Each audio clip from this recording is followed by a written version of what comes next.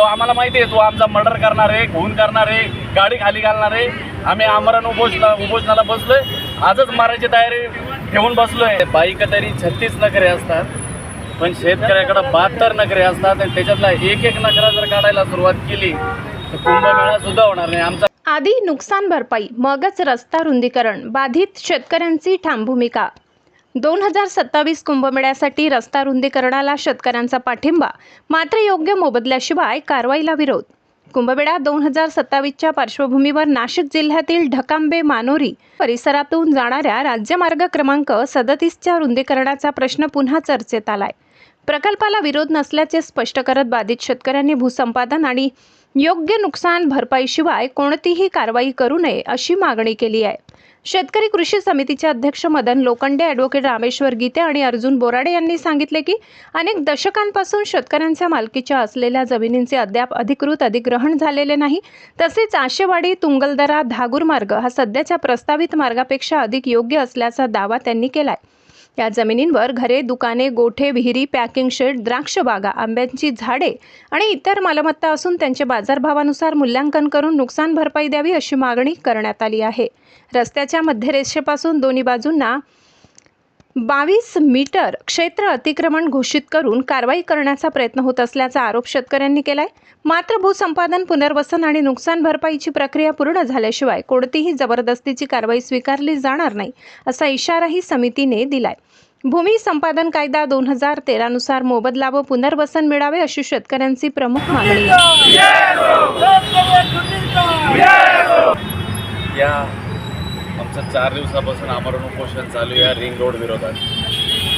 हे जे नाशिकमधलं प्रशासन असेल किंवा इथले मंत्री असतील, हे ज्या पद्धतीनं शेतकऱ्यांवर अन्याय करतात हे म्हणजे भूमाफियांच्या पुढे गेलेले आहेत. आणि कुठलीही सरकारी प्रोसिजर न राबवता, कायदेशीर प्रोसिजर न राबवता नवनवीन 50-50 हायवा घेऊन, मोठमोठे फोकलँड घेऊन डायरेक्ट शेतकऱ्यांचे बंगले, जागा, रस्ते सगळे अशा पद्धतीनं चालू केलं यांनी.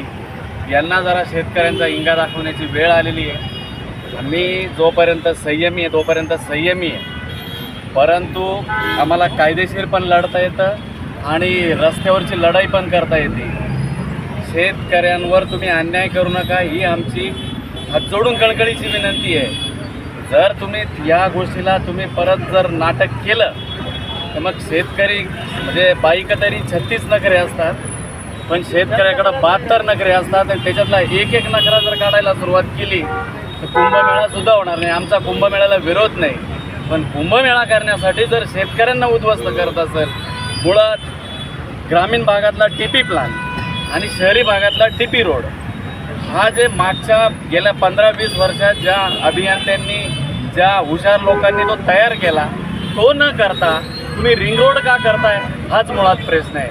आणि रिंग रोड करण्यासाठी ज्या आजूबाजूचे भूमाफी आहे, ज्या मंत्र्यांचे नातेवाईक आहे आणि त्यांच्यासाठी हा सगळा घाट घातला आहे. आम्ही येत्या 8-10 दिवसात सगळी माहिती घेतोय.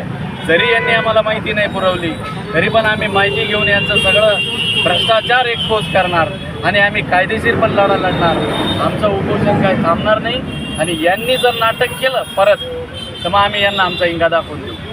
आता गेल्या 4 दिवसापासून आम्ही उपोषणाला बसेल आहे. त्यांची दखल जर ते घेत नाही, शेतकरी तर त्यांच्याशी चर्चा करायला केव्हाही तयार आहे.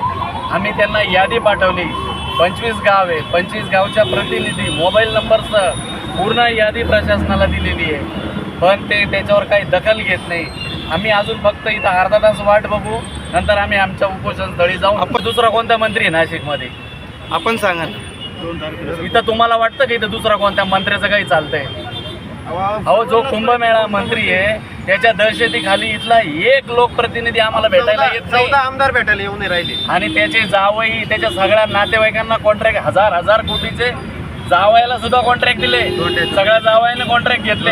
आणि जो दुसरा कॉन्ट्रॅक्ट त्याला पण स्लीपर पार्टनर आहे, याची पण आम्ही माहिती आहे ना पुढच्या 8 दिवसात एक्सप्रेस करतो. अरे तुम्ही शेतकऱ्यांचा विचार कर, येडवाणी करू नको. सत्ता ही आज आहे ना उद्या नाही, लोक रस्त्यावर फिरून येणार नाही. आणि तो आम्हाला माहिती आहे, तो आमचा मर्डर करणार आहे, खून करणार आहे, गाडी खाली घालणार आहे. आम्ही आमरण उपोषणाला बसलोय, आजच मारायची तयारी ठेवून बसलोय. विचार कर आणि काय करायचं कर. या अधिकाऱ्यांना आदेश दे, शेतकऱ्यांना वाचवायची भूमिका घे. जात आहे की शेतकरी विकासाला विरोध करतायत, ते साफ चुकीचं आहे. शेतकरी विकासाला विरोधात नाही. शेतकरी डीपी आणि टीपीच्या प्लॅननुसार जर हे करणार असेल तर त्या पद्धतीने शेतकऱ्यांचा विरोध नाही. परंतु शेतकऱ्यांच्या बागायती जमिनी फक्त भांडवलदारांच्या जमिनी रोड फ्रंटला आणण्यासाठी ज्या पद्धतीने हा रिंग रोड आखलेला आहे त्याच्या विरोधामध्ये आमच्यावर जो अन्याय होतोय त्याच्या विरोधात आम्ही उपोषणाला बसलो. आज चौथा दिवस आहे. आमच्या पोटात अन्नाचा कण नाही. तुमच्या सरकारला खुलं चॅलेंज आहे. तुम्ही आता मी उभं कसं राहिलो आम्हाला माहिती आहे. खुलं चॅलेंज आहे. आमची टेस्ट करा. आमच्या पोटामध्ये एक जरी अन्नाचा कण निघाला तर मग शातीर येताना मला चक्कर आली. मला एवढंच सांगायचं आहे की तुम्ही जी गोपनीयतेची शपथ घेता, जे एखादे प्रोजेक्ट करत असताना तिचा खऱ्या अर्थाने हा भंग आहे.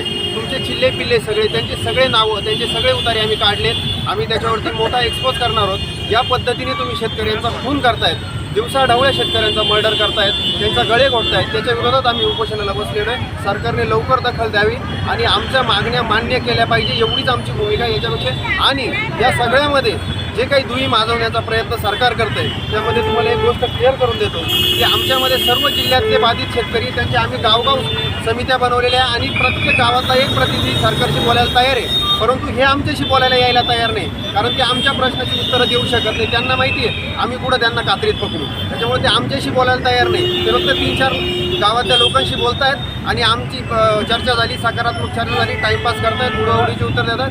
असं काही प्रशासनाने करू नये, शासनाने करू नये. फक्त आमच्या सहनशीलतेचा आता त्यांनी अंत पाहू नये. तुम्हाला सांगतो, सिन्नर तालुक्यामधला प्रश्न आहे, दिंडोरी तालुक्यामधला प्रश्न आहे, आडवणी इगतपुरी तालुक्यातला प्रश्न आहे. या सगळ्या शेतकऱ्यांची आम्ही मूठ बांधलेली आहे आणि ही मूठ ज्यावेळेस आम्ही सरकारवर पाडू त्यावेळेस सरकारला कळेल की शेतकरी काय. कारण शेतकरी हा जगाचा पोशिंदा आहे. शेतकऱ्यावरती दुर्लक्ष करून तुम्ही विकास कधीच करू शकत नाही. हे सरकारने ध्यानात घेतलं पाहिजे. धन्यवाद. जय जवान जय किसान.